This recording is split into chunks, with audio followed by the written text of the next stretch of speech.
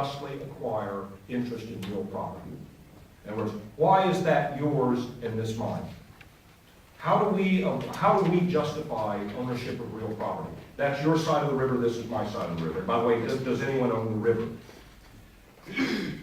These are difficult questions, and reasonable people may have very different ways of looking at these.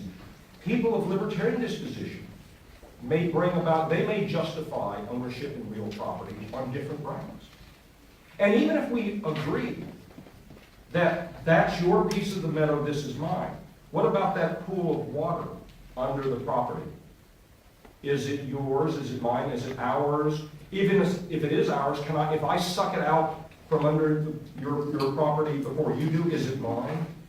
These are genuinely difficult questions. And I think sometimes we of libertarian disposition assume that everyone, including people within our own movement, agree on these issues. There are plenty of people who I see as basically good, reasonable people who don't share my perspective on how one justly acquires property. Now, interestingly enough, it's not necessary for everybody to share the Larkian perspective on acquisition of property. There seems to be, at least in most Western societies, but from what I can tell, in societies pretty much around the world, that it is legitimate in some moral sense for me to claim this piece of the meadow as mine and to exclude other people. And for you to be able to exclude your piece of the meadow, particularly if you're the first one on your piece of the meadow and I'm the first one on my piece of the meadow.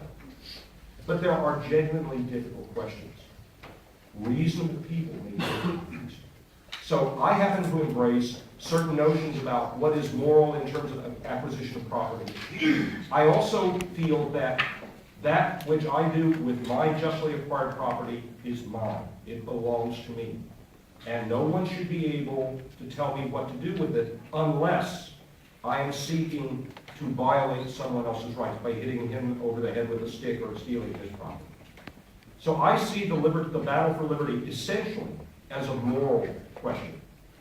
There are many people of libertarian disposition who would defend or advocate for a libertarian perspective on what I will refer to as prudential grounds. They would say that even if we have certain disagreements about the essential morality about certain aspects, looking at maximizing some aggregate value of happiness or goodness or material wealth, liberty societies are better at getting the goods out of the woods, to use Robert Anderson's felicitous phrase. I happen to think that's correct, but ultimately, to me, the argument in favor of a libertarian society is an argument in favor of moral values.